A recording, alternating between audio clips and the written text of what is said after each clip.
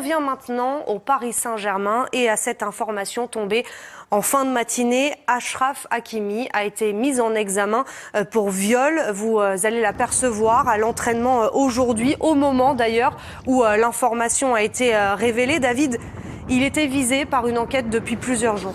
Exactement. Alors les faits remontent, on va le rappeler, au samedi 25 février. Une jeune femme avec qui il échangeait sur les réseaux sociaux depuis quelques semaines l'a rejoint à son domicile.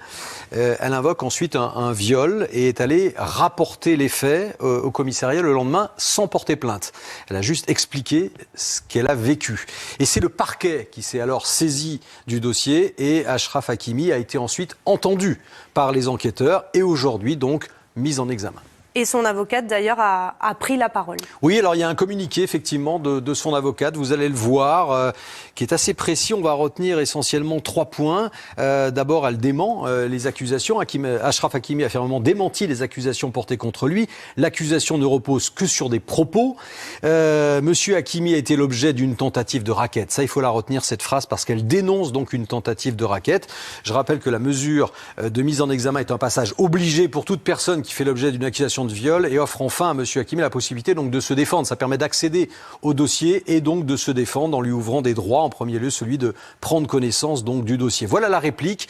En gros, c'est un moyen de défense sous forme d'attaque. On précise d'ailleurs, vous parlez que l'avocate de la victime présumée, elle, ne souhaite pas médiatiser le dossier. Alors concrètement, ça veut dire quoi, David, cette mise en examen d'Achraf Hakimi? Alors, il est placé sous contrôle judiciaire, mais avec une seule contrainte, c'est de ne pas entrer en contact avec la victime présumée. Concrètement, il peut donc continuer à exercer son métier, il peut continuer à s'entraîner avec le Paris Saint-Germain, il n'a aucune interdiction de sortie du territoire, donc rien n'interdit le PSG de faire appel à lui mercredi prochain contre le Bayern. Bruno, une instruction est en cours. Comment un club gère cette situation? On précise que le PSG n'a pas fait de déclaration aujourd'hui. Comment un entraîneur gère, comment Christophe Galtier va, selon vous, gérer cette situation? Il y a 2 aspects. D'abord, il y a la loi. David vient nous le préciser, il a le droit de s'entraîner, il a le droit de jouer, il a le droit d'aller jouer éventuellement même à l'étranger. Donc il y a cet aspect à prendre en compte, donc bien entendu respecter la loi. Et ensuite, c'est voir avec le joueur, est-ce qu'il est en capacité, parce qu'on sait que l'état d'esprit, dans quelles conditions, il se trouve pour jouer. C'est sûr que si légalement il a le droit, mais qu'il est abattu parce que ça l'a miné, ça sert à rien. Donc il faut qu'il discute avec lui, bien entendu, pour voir dans quel état d'esprit il est. Si je l'ai vu sur les images, il a l'air souriant. Enfin bon, peut-être qu'il est dans de bonnes dispositions pour jouer. Achraf Hakimi n'est pas dans le groupe pour le match du Paris Saint-Germain demain soir face à Nantes. Ce sera à suivre d'ailleurs à 21h sur Canal+ Sport 360. Mais le défenseur du PSG est absent à cause d'une blessure musculaire. Il pourrait être de retour d'ailleurs face au Bayern mercredi prochain. Pour les infogroupes, Verratti est suspendu, Renato Sanchez et Neymar donc est forfait. Wesh les boutiques, j'espère que vous allez bien. Moi ça va pas. Il y a encore de l'extra sportif.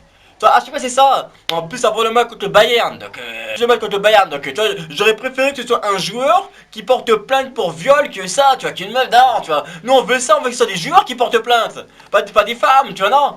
Pour l'instant, il y a encore la présomption d'innocence. Il y a encore ça, parce que non, je vois le tribunal d'internet, c'est beau les coupables. C'est beau les. Ah non. Faut se dire qu'il est quand même jeune, millionnaire, connu. Tu vois frère, des fois tu te dis mais pourquoi ils ont besoin d'aller violer? Toi tu peux dire ça, alors, et il y en a beaucoup qui en veulent à son argent. Non mais c'est la réalité les frères. C'est une réalité qu'on peut pas négliger. Par exemple le Mason Greenwood. Tout le monde lui est tombé dessus. Tout le monde, ouais non, violence conjugale, il veut sa femme, nanana, il veut sa copine, nanana, tout le monde. Et là il n'y a pas eu la suite des poursuites. Donc le mec il a été presque blanchi quoi. Mais personne n'en a parlé. Personne en a parlé. Mais quand il a été inculpé et tout, voilà. Alors là, tu as tous les médias, tu vois. Donc il faut pas tout de suite le mettre au pilori, le mettre c'est les méchants. Non. Pareil pour Benjamin Mendy. Il a dernièrement acquitté de 5 viols sur 7. Après bon, il y a encore une... J'ai pas suivi si c'est encore un appel et tout. Mais quand même, 5 viols sur 7. Et on va attendre les 2 autres. Donc, tu vois, il faut laisser que la justice fasse son truc. Il faut laisser. Mais quand t'écoutes tout le monde, il est non. Hakimi, moi j'ai une théorie à Hakimi. Je pense qu'il est tellement rapide que même là, il a été trop rapide avec elle.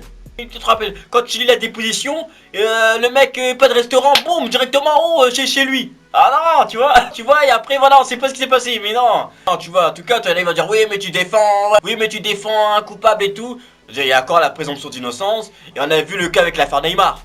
L'affaire Neymar et tout, Neymar violeur, on a vu la vidéo, limite c'est elle qui voulait violer. À la limite, non. Limite après on a incité Neymar à porter plainte à la Ligue des Champions. Après il y avait la Ligue des Champions donc il a pas eu le temps de faire les procédures, mais limite, non. Tu vois, donc on sait pas, tu vois, Dieu seul sait.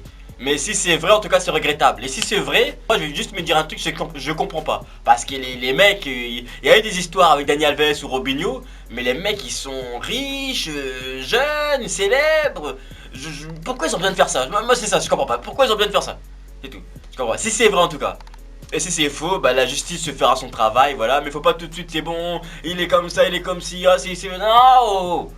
Tu vois, on attend le travail de la justice, et il peut encore jouer. C'est bon, là limite il y a des pétitions pour qu'il joue pour le PSG. Oh, c'est bon.